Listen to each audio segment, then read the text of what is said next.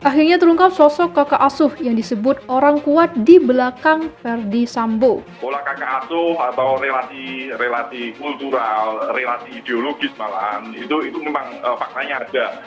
Dan ini tidak bisa diselesaikan dengan standar normatif atau narasi-narasi prosedural seperti mohon maaf yang disampaikan Pak Ito tadi, karena memang prosedur itu ada, norma-norma itu ada, tapi faktanya kan kita melihat tontonan yang sangat besar bahwa prosedur itu semuanya dilanggar oleh personil di kepolisian. Pimpinan Polri dan tim itu sudah tahu itu orang-orangnya.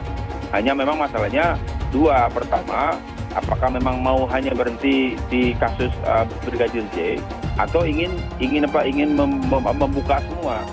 Kalau membuka semua, ya saya bilang jangan berhenti cuma di Pak Sambo, tapi juga di atasnya. Ya artinya kan yang disampaikan Pak Sigit sudah clear betul bahwa kalaupun ternyata misalnya ada indikasi misalnya beberapa pimpinan Polda itu terindikasi katakanlah ya saya simpel saja bikin mutasi itu dulu. Itu salah satu yang paling mudah, yang paling kemudian memiliki daya tekan yang luar biasa dari pimpinan. Yang perlu dikaji adalah sistem pengawasan dan pengendalian. Ya, karena menurut saya di sinilah kelemahan pengawasan pengendalian ya. Dan mungkin tentunya di sini Pak Kapolri saat ini sudah akan mengkaji ulang sistem bagaimana implementasi daripada sistem pengawasan yang sebetulnya sudah ada. Kita ada pengawasan melekat, ada pengawasan yang berjenjang ya. Tapi kan pada pelaksanaannya beberapa kali dalam tanda kutip saya mengatakan adanya kecolongan ya, yang menyebabkan tentunya dampaknya terhadap institusi Polri ya. Akhirnya terungkap siapa sosok kakak asuh Verdi Sambo yang disebut orang kuat di belakang Verdi Sambo.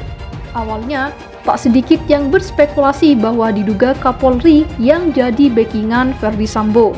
Namun kini muncul orang yang membocorkan siapa sosok backingan Verdi Sambo yang disebut kakak asuh. Meskipun kini Verdi Sambo telah ditahan di Makobrimob, kasus kematian Brigadir J masih bergulir. Bahkan, kini sudah melebar ke kasus judi online Konsorsium 303. Tak hanya itu, beredar pula bahwa Verdi Sambo ternyata memiliki kekuasaan di tubuh Polri. Beredarnya grafik kekuasaan Verdi Sambo dan grafik Kaisar Sambo dan Konsorsium 303 yang makin memperlihatkan kuatnya kekuasaan mantan Kadif Propam Polri ini. Hal itu pun diakui oleh Menko Polhukam Mahfud MD yang menyebut bahwa Verdi Sambo sangat berkuasa di Mabes. Bahkan Mahfud mengatakan saking berkuasanya Verdi Sambo, pejabat di atasnya pun takut padanya. Selama ini publik menilai bahwa kuatnya kekuasaan Verdi Sambo di Polri karena didukung oleh Kapolri Jenderal Listio Sigit Prabowo. Karena alasan kedekatan dengan Listio Sigit Prabowo pula yang diduga mempengaruhi pengungkapan kasus pembunuhan Brigadir Yosua atau Brigadir J.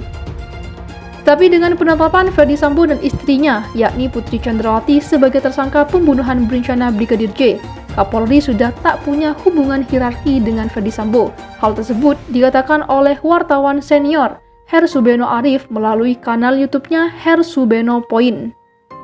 Hersubeno Arif menyebutkan bahwa di atas Verdi Sambo masih ada yang lebih berkuasa. Hal itu dikatakan oleh Hersubeno Arif berdasarkan pernyataan penasehat Kapolri, yakni Profesor Muradi. Di atas Verdi Sambo masih ada yang lebih berkuasa, yang disebut dengan kakak asuh. Meski tak menyebut namanya, Muradi mengatakan bahwa kakak asuh itu ada di dalam institusi Polri, dan ada juga yang sudah di luar institusi Polri.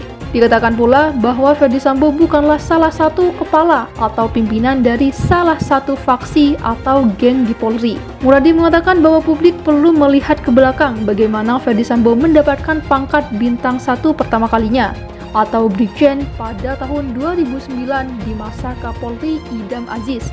Verdi Sambo adalah satu dari beberapa pejabat Polri yang saat ini diarahkan oleh kakak asuhnya dari salah satu faksi atau geng di tubuh Polri. Sehingga Hersubeno menilai apabila tim sus bisa membuktikan keterlibatan kakak asuh, maka penyidikan terhadap Verdi Sambo akan semakin mudah. Pasalnya, hingga kini masih terasa tarik-menarik dalam penyidikan kasus Verdi Sambo.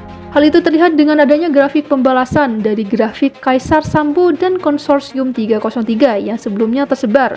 Kini tersebar pula grafik 303 versi lawan dari faksi Sambo yang diketahui oleh Kabareskrim Polri Komjen Agus Alzianto yang kini masuk dalam tim sus penyidikan kasus Ferdi Sambo.